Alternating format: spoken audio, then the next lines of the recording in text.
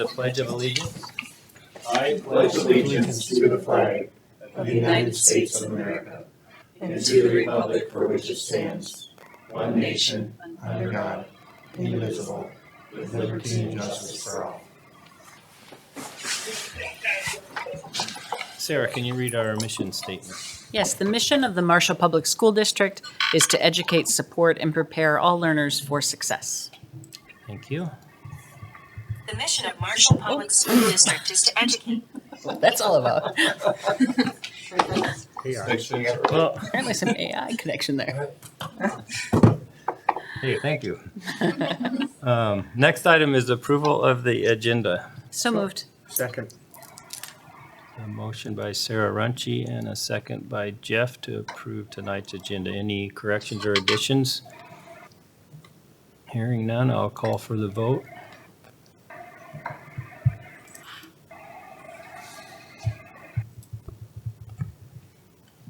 And the agenda is approved. Next item is a public forum. Anybody from the public want to approach the board?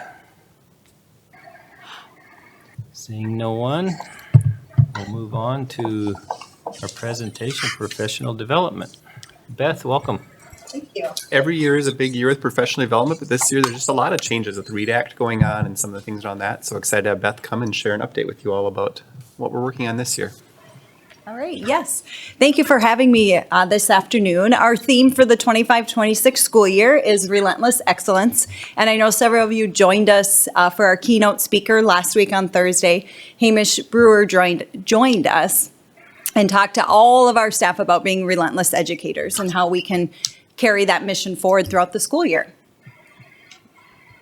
There we go. So these are the different areas really that we're carrying the Relentless Excellence theme throughout the 25-26 school year. And with all of these comes some type of professional development. Like Jeremy said, there is a lot of PD happening every year, but especially this year. So we'll go through each of them. The READ Act continues. Again, assessments and data tracking, definitely some significant changes in that area. Curriculum implementation, this is a big year for us in a couple different areas, and I'll talk about that. As well as some standards-based refinements. So the READ Act continues. I wanted to put this up there, like what does the READ Act even stand for? But Reading to Ensure Academic Development Act. It was passed several years ago. Now I don't even remember how many years ago it was, but it was passed several years ago. And the main focus really is to educate all of our educate all of our educators, provide them with the tools needed to be able to instruct our students at all levels in the area specifically of reading. So last year, as you know, it was phase one. Our staff participated in the OLA training, or I should say our elementary staff, our K-12 special ed staff, all participated. It was right around 100 staff members last year participated. Then part of the READ Act also is our non-certified staff that work directly with children in the areas of reading. They have a professional development series created just for them. They were able to participate in that last week on Monday and Wednesday. It was 2 4-hour sessions. So for 8 hours, they learned all about everything that we're all learning as well. So that's a unique piece of the READ Act is having our non-certified staff, which is exciting to have them trained as well. We thought this year we would have our middle and high school staff ready to be trained, but MDE thought differently and said, we're putting a hold on it. So as of right now, they'll release the training options. I believe it's mid-November. Then from there, we'll be able to choose which ones we would like our middle and high school English language arts staff to participate in, and then they will start that next year. We do have our middle and high school EL teachers that will be partaking in the OLA training. We didn't have them do it last year because they changed the requirements kind of halfway through the school year. So they get to take part in it this year, as well as a couple of staff members who switched positions in the district. So we have a much smaller cohort this year going through, and then next year it'll be bigger again. We also, part of that READ Act, a little piece of it is the new 2020 ELA standards, or English Language Arts standards. We spent a lot of time. We should have implemented a new curriculum last year, but we were waiting for the READ Act because they have given us a list of curriculums that are fully aligned, partially aligned, and not aligned at all. So we are waiting for that list to be able to make informed and good decisions on our part. So therefore, we now are implementing it this year. So that's a big year for us. So there's a lot of PD, and I'll talk a little bit more about that here in a minute. Beth, can I just clarify that? Yeah. When you say we should have implemented, be following our typical schedule. Exactly, yeah, following our schedule. We decided to wait for a year until we had more guidance from the state. Yeah, thank you. And then, of course, the assessments, screening, progress monitoring and reporting. That's our next one. So we'll go to that one. MDE had released a list 2 years ago for kindergarten through third grade that you could choose 2 different screeners that all students in the state of Minnesota have to take. Thankfully, we were already using the DIBELS screener. This year, K3 will continue with it, M-Class with DIBELS. M-Class is the fancy name. It's all housed online, so we do it electronically with our students, but it's a one-on-one assessment, and we're looking for their basic reading skills. How are they doing with them? It also serves as a dyslexia screener in those grades as well. Then last year, MDE came out with their recommendation for grades 4 through 12. There was 1 on the list. So everyone in the state of Minnesota has to use CAPTE Read Basics. And my understanding is the reason there was only 1 is because that is the only one MDE, after a lot of research, could find that was geared for upper elementary up through high school students. So we had been using the DIBELS assessment with some of our students in the upper grades. It's the CAPTE Read Basics is it's more appropriate. And it has 6 different subtests and will give us great information. And there's also a dyslexia screener built in, so we'll be able to identify those students with possible reading difficulties that we can help them. And it really gives us some good guidance on how to assist those students and meet their needs. So that will be different in grades 4 through 12 this year. As you know, we've used NWEA for many, many years. Because of this change, we decided to stop NWEA and move to DIBELS and CAPTE. Grab a drink. Sorry about that. In math, we decided to go away from NWEA math as well. We're using M-Class math in kindergarten through 4th grade. It's similar to the DIBELS. I mean, it's the same company, but we'll get some great results on where are kids struggling with math. We've used some classroom-made assessments and different things in the past. Now we have a great standards-based assessment that will tell us, or a normed, I should say, assessment that will tell us and give us great information on how to meet the kids' needs in math. And 5th through 12th, we'll be using our MCA results along with some specific grade level assessments that have been created to look at, let's use those MCA results a little more than we've used them in the past, and now what can we do with them to continue moving our kids forward. So definitely a big change, but with all of this, just like it said on this slide, we'll screen all students, we'll progress monitor as necessary, and then report it out as well. So big changes, but we're excited. We really are excited with these changes in our assessment world. Do they do it twice a year? Oh, good question. So DIBELS, they do 3 times a year. CAPTE Read Basics, you can do it once or twice. We may do it 3 times, for sure at the beginning and the end, so we can see the improvement with the kids. But yeah, good question.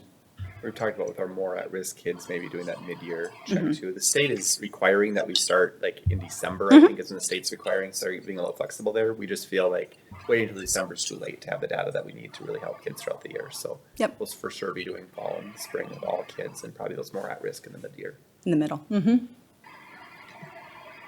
So with our curriculum implementation, like I mentioned, full implementation of the 2020 standards this year.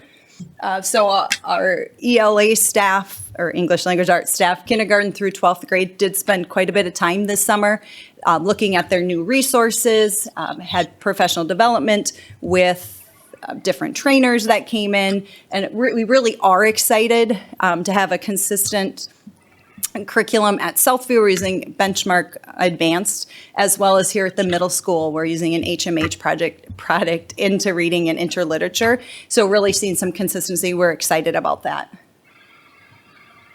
Social studies. So last year was the social studies year for curriculum.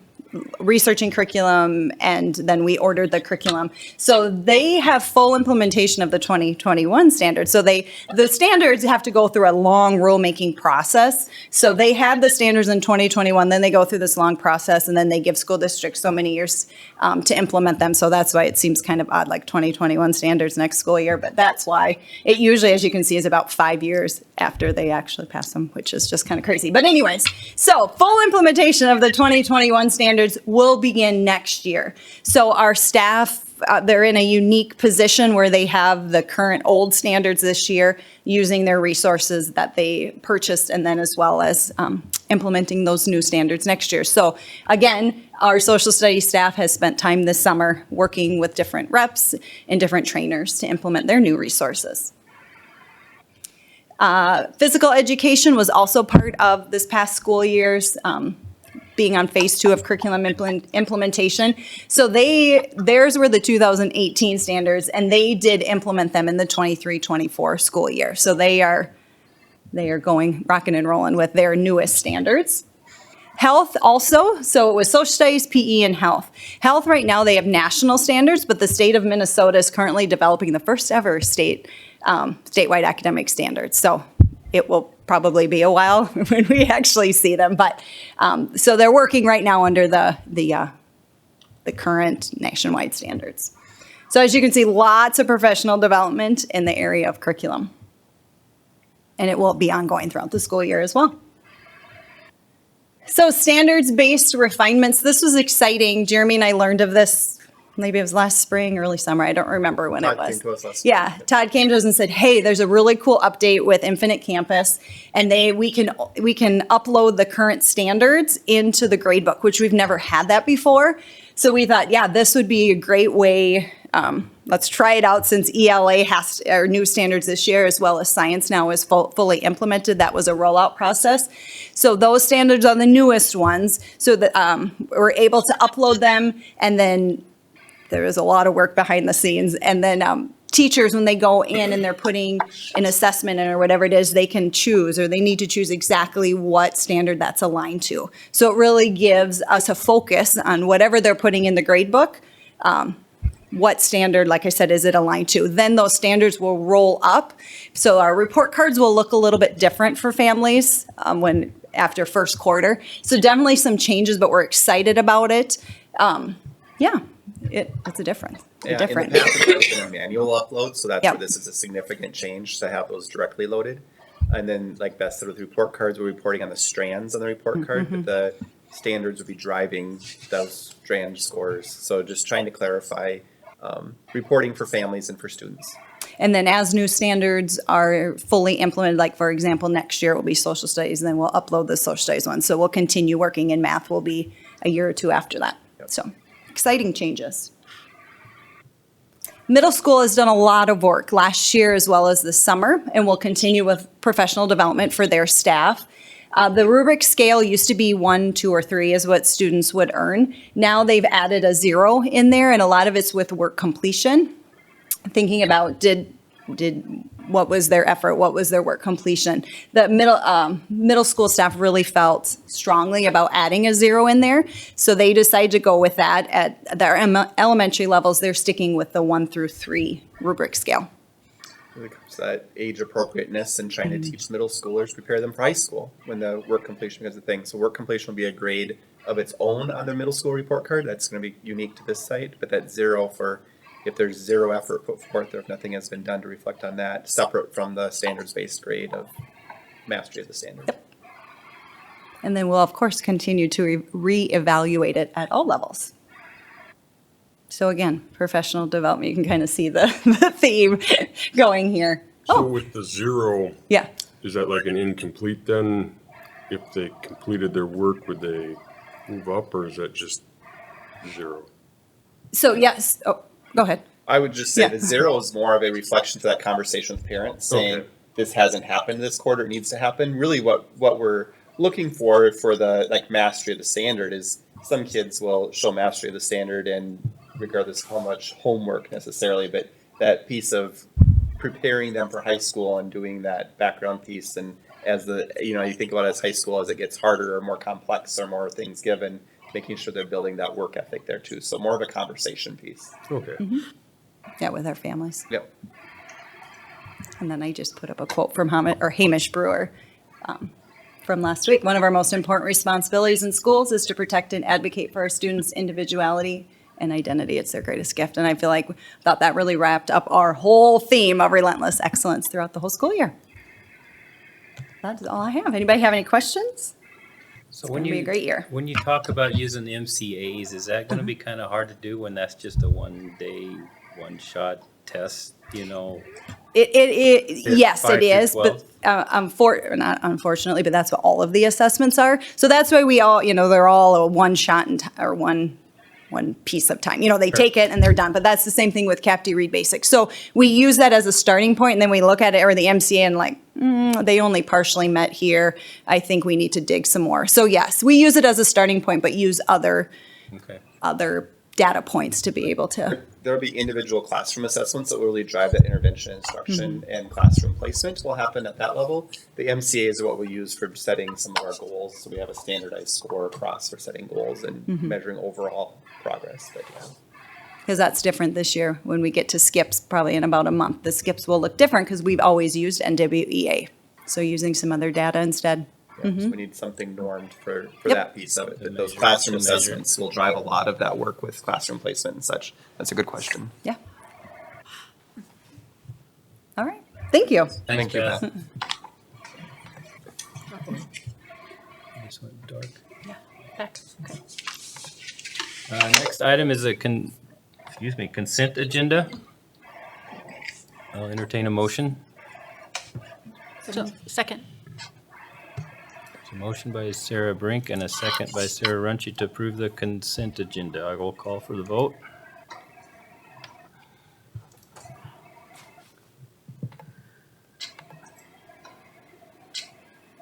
That is approved. Next item is a board forum. Any board reports or updates? Hearing none. We'll move on to our discussion of the operating referendum and the proposed budget cuts. Yeah, so Sarah and I will kind of walk through some slides.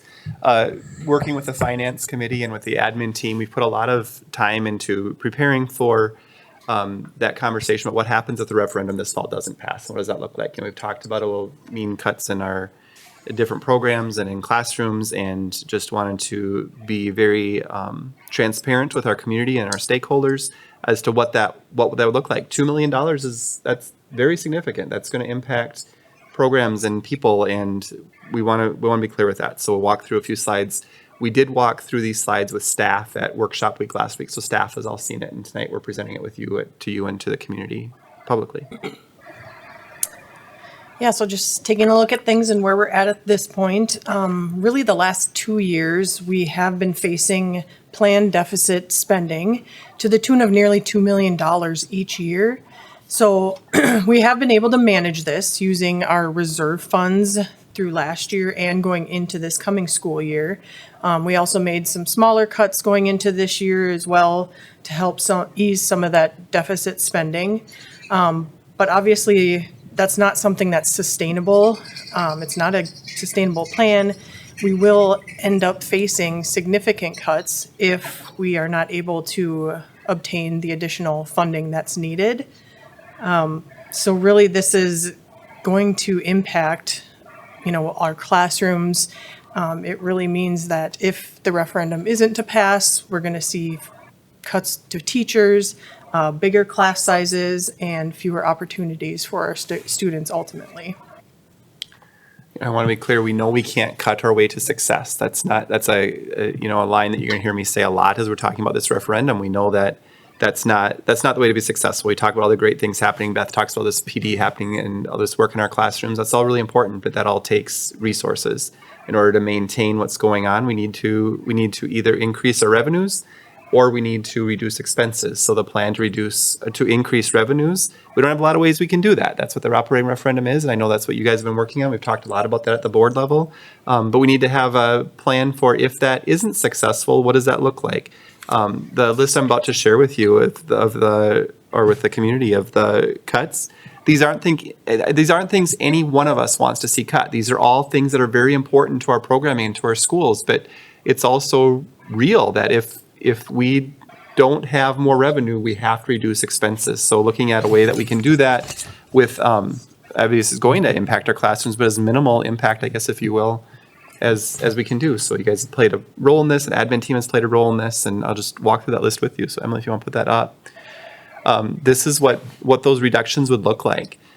Principal of special programs is a position we've had for the last few years in the district. That position is currently not filled, and the plan would be to not fill that position. Technology integration support position, that's a technology position that supports staff with using technology within their classrooms. That position is currently open. That person is recently retired from the district. We did not fill that, and the plan would be to not fill that, just to keep that position open. So we're just going to sit on that one. Reduction of one administrative assistant. I mean, I won't comment on everyone in a lot of detail, but we know like admin assistants, they help run our buildings. That's a very important role, and at every site they manage that day-to-day office tasks to make sure our buildings run smoothly so our teachers can focus on teaching. Behavioral coach. That person supports our students with special needs in classrooms. They work across the entire district. It's a very important position to maintain keeping students in our classrooms and not sending them to other alternative programming.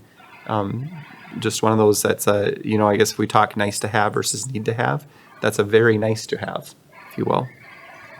2 parent-student connector positions are on the list. Our parent-student connectors, they do translating for us. They connect our non-English speaking families with our schools and our staff. Those positions, again, are very important. We would have to look at other ways to connect with those families, but this would not be elimination of that program. This would be reduced staffing in that program. 1 custodial position. We talked about custodians in the past with reductions, but that's a position we feel we would eliminate.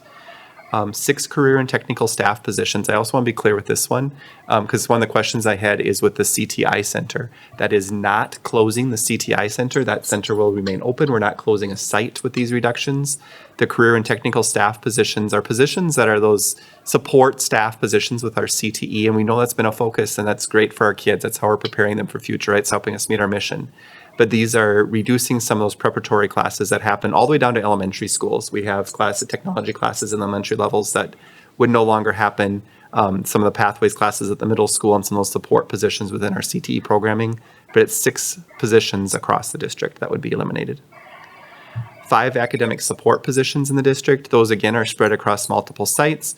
That would be things like instructional coaches, academic support staff, or non-certified support staff at elementary schools and middle schools that help provide interventions to our more struggling learners. So those, obviously those learners are still going to need support, just that would look different without those extra staff that really make that happen for those kids and help those kids connect.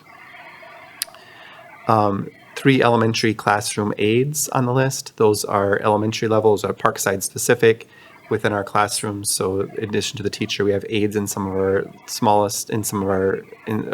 lowest age groups. So elimination of 3 of those positions. 3 core elementary classroom positions.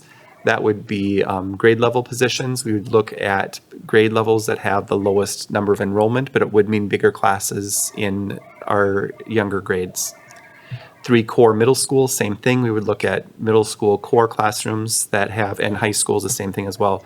Middle school looking at lowest enrollment, and high school as well, looking at where we have lowest level of registration for some classes within the cores, but it would mean bigger classes in other cores to make that happen. With the high school cores as well, you notice that one's 2 instead of 3 because the CTE is going to impact the high school in a bigger way, and we need to make sure we have room to educate all of the kids. We need to have seats for everybody during every block. So looking at 2 high school cores because the CTE does impact the high school in a bigger way. So those are the number of positions across the position. Other areas that we're looking at, reduction in activities, that's an $81,000 target. Looking right now at what that would look like, we talked about increasing activity fees. That'd be an increase in activity fees to everyone that's participating in an activity at our schools. We currently offer free passes to senior citizens. They would become a paid pass. And then looking at our programs that have the lowest number of enrollment or registrations in activities, the ones that are the lowest number of participants is junior high softball, junior high speech, junior high track, and our gymnastics programs. So that would be elimination of those programs, and that would be that $81,000 target with those. Software and supplies, we did a reduction in that budget. This year, it'd be an additional $10,000 reduction in those budgets. Eliminating the high school bar support program. That would not be eliminating bar at the high school. Bar would continue. It would just be our internal staff would do it. We currently, there's a fee that we pay to the bar company where they support the bar staff at the high school. It's additional coaching and support for those teachers to do that. So that additional support would no longer be there. We would still have bar, however. One transportation route is on the list. Right now, all of our elementary students are able to ride the bus to school, regardless of how close to the school they live. We used to have, for West Side, it was a 1 mile radius from West Side. When we moved to Southview, we changed that. The board changed that to say that we would do at Southview just like we do at Parkside, where all students would qualify for the busing. This would, eliminating one route, would go back to that 1 mile radius at the two elementary schools. So Parkside and Southview, anyone within 1 mile would not qualify for busing. Greater than 1 mile would qualify. And then contracted services, renegotiating some contracted services contracts, that would be additional savings for the district. Those things add up. On the side, you can see the number of positions split by location where those positions are. And then the other savings is the right-hand column for the total of just over $1.9 million in savings for the budget. You know, like I said, those are not things that we want to cut, but the story here isn't, on the next slide, isn't any one of those cuts. It's that without the additional funding, we're going to see bigger classes, fewer opportunities, and less support. Things that we don't want to see. So asking the community to weigh in on that. If the community supports that, then those, we won't be making reductions like to that extent. We would continue to support programs and students in the ways that we are with those additional pieces. But if the community comes back and says that that's not the direction we're going, then we have to look at a different way to balance our budget. All right, so one of the biggest things I think we want to share with the community and the board is how can we all help with this? And the biggest thing I think we can do is, number one, educating ourselves, having a strong awareness of what this really means with or without a referendum, what will happen either way, and then taking the time to educate others and answer those questions that others may have out there in the community. And one thing that we do have in place now is a dedicated website for the referendum, and that can be found at www.tomorrowstigers.org. And there's a ton of information and facts that we have listed on this site. Some of the things include this list of reductions that Jeremy just went through with us. There's also a really nice tax calculator out there that you can actually plug in your own property information to find out what the actual impact to your own personal property taxes would be, whether that's your home or your business. And there's a lot of different question and answers out there. So we just strongly encourage everyone in the community to take a look at the site, scroll through all the different information out there, and again, just reach out to us if there are any questions that anyone has regarding the upcoming referendum. There will also be a number of opportunities at our local events and activities that we have coming up through the school district.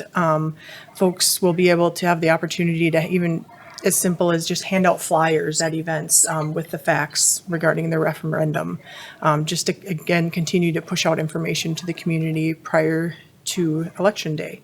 So we'll have more to come on that.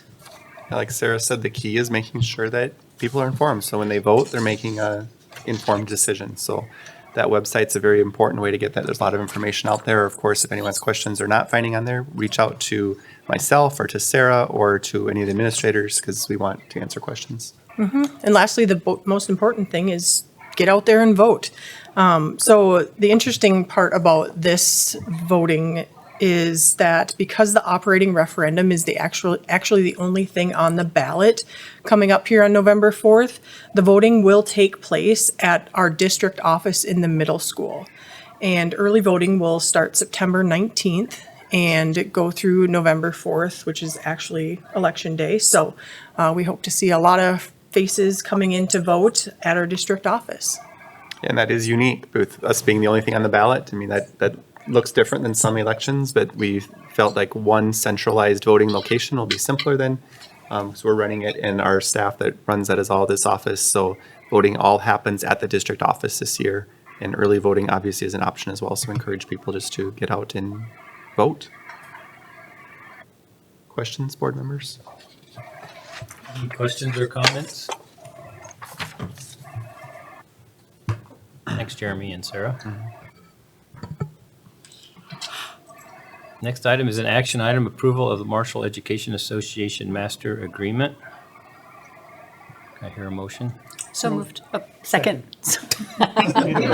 Okay, a motion by Sarah Runcie and a second by Jeff to approve the Marshall Education Association Master Agreement. We did hear right before the meeting that the teachers did ratify it, correct? So all we have to do is approve it. And before we do, I just want to thank Sarah Runcie and Jeff and Jeremy and Sarah and Emily and Tricia for all their help with getting this done, and also all the members of the EA that were here, because it was a rather long process this year, but we got her done. So I appreciate everybody that was involved in that. So any other comments or questions or discussion? If not, I'll call for the vote.